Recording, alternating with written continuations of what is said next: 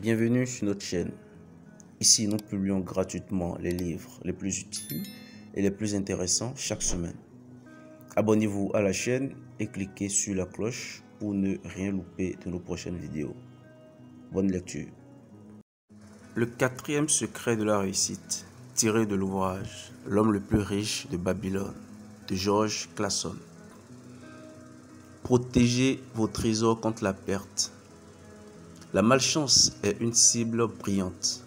L'or contenu dans une bourse doit être surveillé avec fermeté, sinon il disparaît.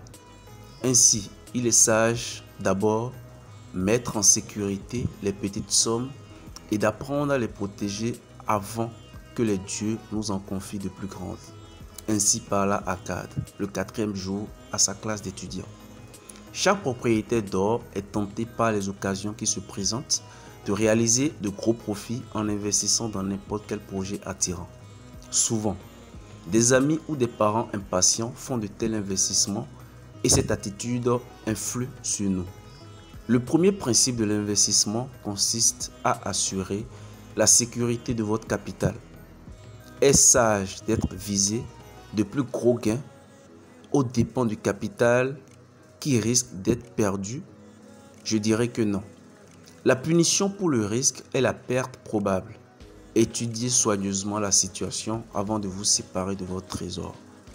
Assurez-vous de pouvoir le récupérer en toute sécurité.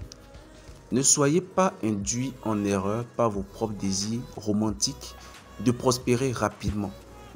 Avant de prêter votre or à n'importe qui, assurez-vous que votre débiteur est en mesure de vous rembourser, qu'il a bonne réputation à cet effet, afin de ne pas lui faire, sans le savoir, un présent, celui de votre trésor difficilement gagné.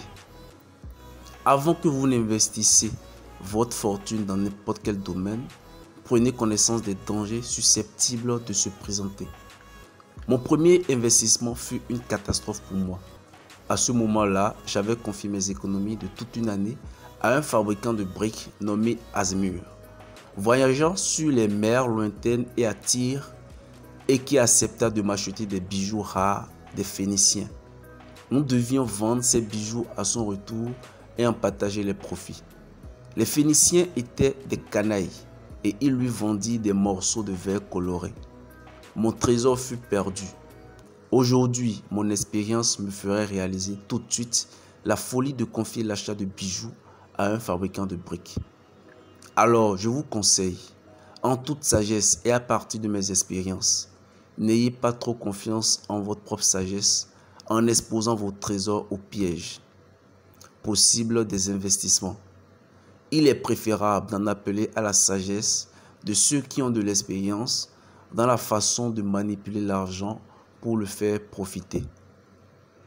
De tels conseils sont accordés gratuitement à celui qui les demande et peuvent avoir très vite une valeur égale en or à la somme qu'il avait envisagé d'investir.